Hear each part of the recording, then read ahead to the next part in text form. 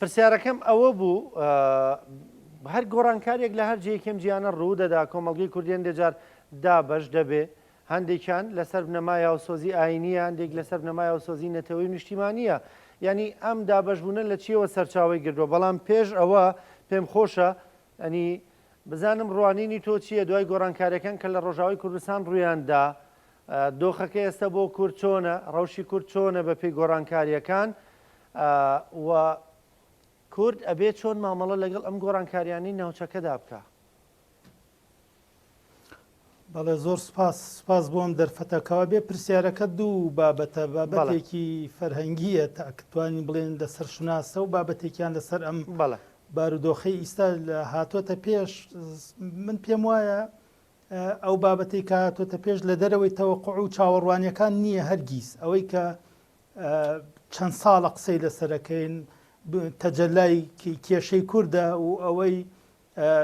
بە حرفیان لە ڕووی تاکتیکیشەوە باسمان کردووە هەمیشە کە هەرێمی کوردستانی ڕۆژئاوا لە قۆناغی فەرامۆشیەکی ڕەهاوە چێتە قۆناغی هەبوون و وجود و قسەکردن و سەلماندنی بوونی خۆی ئەمەش ئەوە ئەزانین یان تەنان لە یەکێتی ئەوروپا لە کۆنگریس دوێنێ و پێرێکە هەموو ئەو پشتیوانیە بۆ کورد تەنانەت یەکێتی ئەوروپا ئەڵێ ئەگەر یعنی یەکێک لە مەرجەکان بە یاسا ئەوەیە کە ئەبێ سووریادان بە مافی چاری خۆنووسینی باش بڵین کوردستانی ڕۆژئاوا بنێ بۆ ئەوەی یەکێتی ئەوروپا بتوانێت هاوکاری بکە هەموو ئەمانە نیشانەی ڕوون لەسەر گەورەبوونی قەزی کورد تا ڕادەی ئەوەی کە گۆڕینی نەخشەی ڕۆژهەڵاتی ناوەڕاست لەسەر هەبوون و مانەوە و لەسەر ئەوەی کورد بەندەکە بەڵام کورد چەنێ خۆی ئامادەیە بۆ ئەم بارودۆخە من ویستە هاتم یعنی زانیاریەکم خوێندەوە بەڕاستی تووشی شۆکی کردم ئەو زانیاریەکە حەزم کرد هەمووان بزانن ینی یەکێک لەو کەسە ئاگادارانەی کە زۆر جار لەسەر قەزیەی کورد قسەکاڵێ ئێمە مەبەسی لە ئیسرائیل ئاڵێ 11 جار نوێنەرانی کوردمان بینی و ئەم 11 جارە هەمیشە پێمان وتون کە خۆتان دەوڵەتێک قەوارەیەک بۆ خۆتان دروست کرد ئێمە پشتیوانتان نەبین ئەڵێ بەڵام ئەوان هەمیشە گەڕاونەتەوە بۆ بابەتی ئەوەی یەکێتی گەلان و دیفاع لە گەلانی تروەمان حتا یەکێک لە بەرپرسە ئیسرائیلەکان پێوتون ئێوە جارێ دەوڵەتێک بۆ خۆتان دروستکەن دوجار گەلانی تر ئازاد بکەن برایەتی گەلان لە منطقی قووەتەوە بکەن بەڵام کورد وا دەرەکەوێت لەم ماوەی شاوا دەرەکەوێت کورد هێشتا بەنجبەری نەداوە کورد لە ڕووی خودیەوە توانای ئیدارەدانی دۆسیەکانی نییە کورد ناتوانێت ینی اعتیماد کاتە سەر تواناکانی خۆی و سیقەی بە و ڕۆڵە نییە کە قەدەر هێناوێتێ بەردەمی باشە ئەمە یەکێک لە کێشە گەورەکانە کێشەیەکی بەڕێزە کردوێتی ئایا ئەمە زانیاریە یا خوێندنەوەی خۆیەتی خێر زانیاریە ئەو زانیاریە ئەو نێ من ئەزانم ئاگاداریەکی زۆر ورد و لینک و پەیوەندیەکی زۆر باشی لەگەڵ دامەزراوەکانی قەرار لە ئیسرائیلی شەیە و لە ناوچەکە من پێم وایە ئەم بابەتە دەرخەری ئەوەیە کە کورد بەداخەوە هێشتا ناتوانێت یعنی لەو ڕۆڵە سوود ببینێ کە ئەخرێتە بەردەستی و لەو کۆدانە تێبگا کە بە دیارچاویەوە دەخرێنە ساحەکە من بەش بە حاڵی خۆمەک و کەسێک کە هیچ بەرپرسیارەتیەکەم نییە بەڵام پێم سەیرە ینی چۆن ئەبێ ئێمە بەو دەرەجە جاهیل بین بەرامبەر بە علاقاتی دەولی و تەفاعولاتی دەولی و ئەو ڕۆڵەی کە واقعەکە لە ئێمە یەخوازێ من تێناگەم بۆچی واین ئێمە ینی هەمیشە من بیر لەوە ئەکەمەوە زۆر جار بیر لەوە ئەکەم یعنی ئەگەر کورد نەبووە میلەتێکی تر بووە تا چەندێک سوودی وەرەگرت لەو بارودۆخەی کە لە جوگرافیای سیاسی هاتۆتە پێشەوە بۆ ئیستا ئێمە هەموو نیزامەکان بنیانی دەولی لە ناوچەکە ڕووخاوە هیچی بەسەر هیچۆ نەماوە بەڵام کورد بۆچی دووبارە دروستیە کاتەوە بۆچی ئەو مارە دروستەکات من لەو نهێنێ تێناگەم هەرگیز ئەنی ڕاستە فشارەکان زۆرن ڕاستە تعقیدات و ئاڵۆزیەکان زۆرن بەڵام هێشتا بەقەدەر ئەو دەرفەتە گەورە نین کە لەمپەرەکان بەقەدەر دەرفەتەکان گەورە نین لە ڕاستیە ئێمە ئەگەر بێت و کورد خۆی بڕیارێک بدا عین سیر کە من یەک نمونەیەکی ئاسایی کە هەموو بینەران بینیمان ئێمە ینی کورد کاتێ بڕیاریدا لە ئەشرەفیەوانە بکشێتەوە یعنی سیرەکەی کشایەوە واقع تەحسیل حاصل بوو بەڵام کورد کاتێ بڕیاریدا بەرگری بکە لە حەستەکە و لە ناوچەکانی تر هێزەکانی تر هاتنە سەرخەت ئەنی هەمیشە تۆم بارە کە ئێمە وەکو وایە ئێمە باسی هەمیشە وا دێوەزمەیەک بکەین لای کورد بووە عەقڵیەتی کورد بووەتە دێوەزمەیەک تۆم بارک بەڵام هەمیشە تۆم بارەکەڵێ سایکس بیکۆ کۆتایی هاتووە ئەنی ئەم پەیامە من نازانم دیسان نازانم بۆ کورد لی تێناگاڵێ سایکس بیکۆ کۆتایی هاتووە ئێمە بە گوێرەی بڕیاری گەلانی ناوچەکە قسە ئەکەین تورک لەمە تێگەشتووە ئەو پەڕی جەبەروتی خۆی بەکارهێنێ بۆی تۆ بڕیار نەدەی بەڵام وەرە با سەیری لایەکی تری دۆسیەکە بکەین لایەکی تری هاوکێشەکە بکەین ئەگەر کورد بڕیاریدا تورکیا چیەکە ئەمە بڕیار ئێمە بێ لەسەر ئەم بابەتە قسە بکەین تورکیەکە ئێران چیە کاک مەشخەڵ ئەوەی کەواتە ئەوەی بەڕێزە دەیڵێ تۆم بارا کە دەڵێ ئێمە سەیری بڕیاری گەلان دەکەین سایکس بیکۆ کۆتایی پێهاتووە بەڵام بەدیوێک شایمە دەزانین باراک لەگەڵ مرکزدایە هەمیشە لەگەڵ دەوڵەتەکاندایە یعنی تۆ پێ دوایە ئێمە گەر ئیرادەیەکی وامانە بێ پێچەوانەی بڕیاری ئەمریکایە نەر وڵاتێکی دیکە خۆمان بڕیار بدەین لە چارەنووسی خۆمان دواترەوە ناچارن لەسەرمان بەدەنگ بێن ئەزانی چۆنە تۆم بارک لەگەڵ مرکزایە چونکە کورد خۆشی لەگەڵ مرکزایە من مشکلەکەم ئەمەیە ینی کورد نەهاتووە داخوازیە عملیەکانی بخاتە سەر مێزی گفتوگۆ لەگەڵ تۆم بارک پێی بڵێ ئێمە دەوڵەتمانەوە من نازانم لە چی شەرمەکەین لە چی یعنی ئێمە ئەگەر دەوڵەتمان هەبێ سەیری دابەشبوونی یوگسلافیا بکەین لە نەوەدەکان سەیری دابەشبوونی یوگسلافیا بکەین یعنی ئەو میلەتانە جورئەتیان هەبوو بۆیە توانی دەوڵەت بۆ خۆی دروست بکە خۆ گەر هەر سەیری بەرامبەرەکانت بکەی هەر حسابی بەرامبەرەکانت بخوێنیتەوە خۆت هیچ حسابێکت نەبێ بەرژەوەندیت نەبێ جوڵت نەبێ بڕیارت نەبێ طبعاً ئەو هەر لەگەڵ خاوەن بڕیارەکاندا ئەنیشە خۆ لەگەڵ تۆ دانانیشە بەڵام سەیری مەشهەدەکانی کۆنگریس بکە سەیری واقعی نێودەوڵەتی بکە دوێنێ ئێمە هێشتا داوای دەوڵەتیشمان نەکردو بەڵام سەیرەکەی کۆنگریسمانەکان چۆن غێری جیمز جیفری طبعاً ئەوانی تریان هەموو لایەنگری دۆسیەی کوردن سەیری یەکێتی ئەوروپا بکە یعنی بە حرفی پێتەڵێ ئێمە هاوکاریکردنی حکوومەتی تازەی سووریا ئەبەسینەوە بە اعترافکردنی بە مافی چارەی خۆنووسینی کوردەکان لە بەشی باکووری وڵاتەکە باشە من لە تۆ پرسم ئەم سفرە ئامادە خراوەتە بەردەم کام میلەتی دنیا کام میلەتی دنیا هەیە سفرەیەکی ئاوە ئامادە خرابێتە بەردەستی ئەوە هەموو ئەو دەوڵەتانی کە لە قەرنی 20 دروست بوون وەرە سەیریکە بە قوربانیدان و بە حتا بە جینۆساید و ئەمانە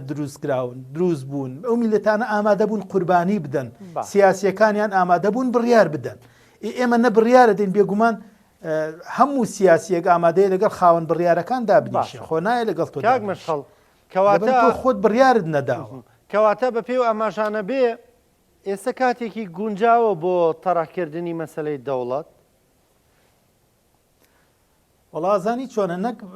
باچین ڕاپرسیەک لە ناو هەموو ئەو کەسانی کە خۆیان خاوەنی قەرارن گوێ بۆ لێدوانەکە سەیری کە بەڕێزان من هیوادارم سیاسی کورد و حیزبی کورد و میدیاکاری کورد لە لێدوانەکان بە شێوازە پرۆتۆکۆلیەکەی تێبگا خۆ نایە پێت بڵێ وەرە گەلی کورد من تۆکەم بە دەوڵەت فەرموو ئەوە دەوڵەتەکەتەوە ئامادەی لە پاکەتێکا بۆم تعلیب کردووی فەرموو شتیوانیە لە دنیا یعنی تۆ خۆت سەیری لێدوانی بەرپرسانی کۆنگریس بکە سەیری یەکێتی ئەوروپا بکە سەیری حتا عەرەبەکان بکە سەیری خیتابی میدیای عەرەبی بکە ئەمڕۆ ئەوان ترسیان هەیە لە وشیاریە کە تۆ تا ئیسە بەکارت نەهێناوە ئەو ترسە تۆ ئەبێ بیکەی بە مەشروعی سیاسی تۆ مەشروعەکەت نییە مشکلەکە لە تۆ هەیە نەگلە ئەینا بارودۆخەکە یەکجار زۆر لەبارە بارودۆخی بابەتی زۆر لەبارە بۆ ئەوەی ئێمە داوای دەوڵەت بکەین نەک داوا هەنگاوی بۆ بنین نازانم بۆ ئێمە لەم واقعە نێودەوڵەتیە تێناگەین نقطە سەری دێڕ من تێناگەم نازانم هیوادارم ئەگەر کەسێ تێبگا میوانداری بکەن تێمانگەێنێ باشە کاک مەشخەڵ من ینی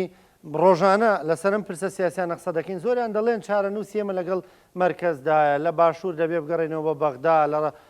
باکوور بگەڕێنەوە بۆ ئەنقەرە لە سووریا ئەوە دەبێنین لە ڕۆژاوا دەبێ بگەڕێنەوە بۆ دیمەشق ینی ئەم بۆیە هەندێک لەو چاودێرە سیاسیانە وا دەڵێن ینی بیانووی واقعیشیان پێ دوایە کە بۆ نمونە سەرکردایەتی سیاسی کۆر یا حزبەکان بڕیاری دەوڵەت و ئەم بابەتیان نەداوە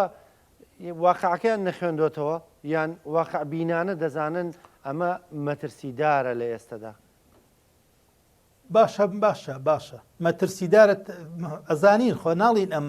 ئەم بابەتە ئیتر وەکو پێم وتێ ئەمە تعلیب کراویش نییە تعلیب نەکراوە تۆ پێویست بە هەنگاو هەیە پێویستت بە بڕیار هەیە پێویستت بە ئیمکانات هەیە ئەمە ڕاستیە ئەمە ڕاستیە بەڵام سەیری دابەشبوونی سوودان بکە، سەیری دابەشبوونی یوغسلافیا بکە، سەیری دابەشبوونی حتا دروستبوونی کشمیر بکە، تا سەیری یعنی چۆنی ئێمە لەناو ئەم هەموو نمونە سەیری بیابانی ڕۆژئاوا بکە کاکە، سەیری ئەو دەوڵەتە بکە کە کۆماری بیابانی ڕۆژئاوای پێڵێنی سەیری بکە بزان ئەوان چۆن دروست بوون. ئەزانی ئێمە کاتێ بڕیارە دەین خۆمان تەلقینەکەین ئەڵێن ئێمە قەدەرمان هەر لەگەڵ عێراقایە قەدەر ئەمە بڕیارێکی سیاسیە،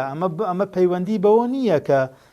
باشە با بڕیارەکەمان بگۆڕین، یعنی ئێمە 100 ساڵە لەگەڵ عێراقین قەدەرمان ئەوەیە کە ئەی بینین هەمومان، ئەوە لەگەڵ سووریا، ئەوە لەگەڵ ئێران، لەگەڵ تورکیا ئەوەیە. باشە با هەر بۆ یەک جار تێستێک بکەین، بۆ یەک جار یەک تێست بکەین بزانین واقعینەوە دەوڵەتەکە چی ئەبێت، چی ئەگۆڕێ، باشە لە کەیسی کورد چی شتێک ئەگۆڕێ. ئەمە ئەو ئەگەرەیە کە ئێمە دەستی بۆ نابین. پێم سەیرە من لە دوای ئەم هەموو ئۆپشنەی کە لە واقعەکە هەیە ئێمە بۆ دەستەنها بۆ یەک ئۆپشنە بین، ئێمە بۆ خۆمان تەلقین کردووە. باشەوە ئەزانین چی من زۆر جار وێنەیەکی کاریکاتێریە بینین سیرەکەین فیلێکی گەورە بە مێخێکی بچووک بەسراوت، ممکنە ئەو فیلە بیر لەوە بکاتە خۆی ڕزگار بکات لە مێخەکە، هەر زۆر بە ئاسانی خۆی ڕزگارەکە، بەڵام خۆی تەلقین کردووە کە بەسرێتەوە بەو مێخەوە، لەبەرەوە تاکو فیلەکە تەلقین نەکەین کە ئەبێ دەرباز ببێ، پێم وانە بتوانێت خۆی ڕزگار بکە. کاک مەشەڵ بەشێک لە قسەکانە دەبەستمەوە بە بەشی دووەمی پرسیاری یەکەمەوە کە کردم لەسەر مەسەلەی هۆشیاری کۆمەڵگەی ئێمە بوو. ئەو میلەتانی تر زۆر جارکار لەسەر مەسەلەی هۆشیاری ئێمە دەکەن، نانێ هۆشیار بین وەلا هەندێک بابەتەوە دێنە نێومانەوە. بۆ نمونە لە مەسەلەی هاوسۆزی ئاینی بەکاردێنن، ینی وامان لێ دەکەن بەشێک لە کۆمەڵگەی خۆشمان قەناعەت بکە هاوسۆزی بۆ میلەتانی ترە بێ، بۆ نەتەوەکانی دیکە بێ. وڵی جا ئەو دەردێکی درێژخایەنە، ئەوە وەکو نەخۆشی دڵ وایە تقریبن کە تووشی بوو نەجاتی نابێت تا ئەو ئینسانە نەمرێ نەجاتی نابێت. ئەو بابەتە ئێمە یعنی کافر نابین ئەگەر دەست بە بەرژەوەندی خۆمانەوە بگرین.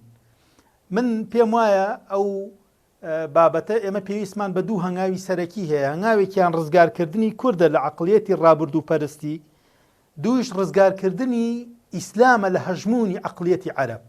ئێمە گەر پێمان وابێ عەرەب ئیسلامە و ئیتر ئەگەر ئێمە دژایەتی دەوڵەتێکی عەرەبی بکەین ئیتر کافرە بین یا دەممان لارە بێ یان خوا غەزەبمان لێگرێ باران نابارێ، ئەم خوێندنەوە کلاسیکی قەڕنەکانی حەڤە و شانزەوانەیە ئێمە پێویستە وەکو ئینسانێکی عەسری تەعامل بکەین. کاکە ئیسلام مڵکی هەموو مرۆڤایەتیە. کورد پێویستە ئیسا بەر لەوەی ئێمە لەم شوێنە هەڵسین یەکسەر کۆڕبەندێکی فکری کوردی دروستکە بۆ خوێندنەوەی ئیسلام. ئێمە چۆن لە ئیسلام تێبگەین، چۆن ئیسفادەی لێ بکەین، چۆن بتوانین بیکەینە کەرەستەی هەم دینمان هەم دنیامان، چۆن بتوانین وەکو مالیزیەکان. ئیسلام نەبووتە ڕێگر لە بەردەم ئەوەی کە ئەوان سربەخۆ بن. سیرەکەی مالیزیا کوالالامپور بڕۆ هەمووی شوشەیە، ئەزانی دەوڵەتێکی هەموو یعنی خەڵکەکەیشی هەموو خزمەتکاریان هەیە، ئیسلامیشن مسلمانیشن. کاکە ئێمە یعنی خەڵکی ئێمەیە خوێندنەوەکەی وایە کە ئێمە ئەگەر دژایەتی نەکەر دژایەتی نا ئێمە من قەت بڕوان بە دژایەتی ئەوە نییە، ئێمە دژی عەرەب بین، ئێمە دژی تورک بین، دژی فارس بین، ئەوە هەڵەیە. چونکە ئێمە شەڕینەتەوەی ئەگەر دوور بێ لە منتیقەکە دروست ببێ ئەبێتە وەکو شەڕی پیرۆز لە ئەوروپا کە 40 ساڵ بەردەوامە بێ و تەڕ وشکە سووتێ و هیچ ئاساری لە دنیا نامێنێ. لەبەرەوە من پێم وایە دەستگرتنی ئێمە بە بەرژەوەندی خۆمانەوە مانای دژایەتی ئیسلام نییە، مانای دژایەتی عەرەبیش نییە، بەڵکو عەرەب بەشی خۆیان سوودیان وەرگرتووە لە دین و فارس و تورک و هەموو ئەوان. تورک ئیمپراتۆریەتی لە میزۆپۆتامیا دروست کردووە لەسەر ئەساسی ئەو دینە. باشە کورد نیشتەجەی سەرەکی هاوڵاتی سەرەکی میزۆپۆتامیایە بۆ ئیسفادە نەکا لە دین. لەبەرەوە دین مقاوماتی هێزە، بەڵام بەو خوێندنەوە نەکە کۆمەڵگەی کوردی و عەوامی کوردی خوێنێتەوە. نەخێر ئێمە تێگەشتنی کوردیمانە بێ بۆ دین هەبێ، تێگەشتنی کوردیمانە بێ بۆ ئیسلام هەبێ و لەسەر ئەو ئەساسە ئیسلام ئەتوانێ ئێمە بکاتە خاوەنی قەوارەی خۆی. ئەگینا ئەگەر ئێمە سەر لە نوێ بگەڕێنەوە بۆ ئەو خوێندنەوە فکریانەی کە هەمیشە ئیسلام لە گۆشەنیگای عەرەب و بەرژەوەندی تەنانەت بەرژەوەندی تیجاریەکانی عەرەبیش کاکە، یعنی ئەو دینە ئەو کەلتورە دینیەکە ئیسە ئێمە هەمانە تەنانەت لە خزمەتی بەرژەوەندیە تیجاریەکانی کۆمەڵگەی عەرەبیایە. یعنی سیرەکەی بۆ نمونە پێتەڵم هەموو کاڵاکانی ئەو ناوچە عەرەبیانە لە دقە کەلتورە دینیەکانە بە پیرۆز سیر کراون بۆ ئێمە ناچار بینە. یعنی سیرکە ئەمە بابەتێکە پێویستە هەموو نەتەوەکانی تریشت ئیسە فارسەکان وایان کردووە کاکە بۆیە فارس ئەتوانێت بوەسێ و لەسەر پێی خۆی و دەوڵەتی هەبێ و قسەی هەبێ و وجودی هەبێ خوێندنەوەی خۆی هەبێ بۆ دەقە دینیەکان. من بە کورتی ئەڵێم ئیسلام تاپۆ نییە لەسەر عەرەب تکایە عەرەب تەنها ئەوەیە یعنی من تەحەداکەم یەک دەقی عەرەب یەک دەقی دینی ئیسلام یەک دەقی قورئان لە وەسفی عەرەبە هاتبێ یەک وەسفی عەرەبمان نییە. ئەمە بەڵام هاتنی بە عەرەبی نیشانەی ئەوەیە کە یعنی خۆ بووە یان بە ئینگلیزی یان بە کوردی یان بە هندی بە چینی هاتایە قورئانێ بەکە بە عەرەبی هاتووە بڕیارێکی ئیلاهیە ئێمە ڕێزی لێگرینی خێنە سەر سەرمان بەڵام بەشی خۆمان بە کوردیە خوێنینەوە بە کوردی ئەی بینین بە کوردی تەحلیلیەکەین بە کوردی ئەیکەینە مادەیەک بۆ دروستکردنی شوناسی نەتەوەی خۆمان. ئەمە هیچ نکولیەکی نییە لەگەڵ ئیسلام. سپاس دەکەم بەڕێز کاک مەشخەڵ کەوڵۆسی چاودێری سیاسی سپاس بۆ بەشداریکردن لەگەڵمان سپاس بۆ خستنە ڕووی بۆچوون و پێشبینی و شیکارەکانە لەسەر دۆخی سیاسی و ڕۆژی کورد ئێستا لە ناوچەکە خۆشەویست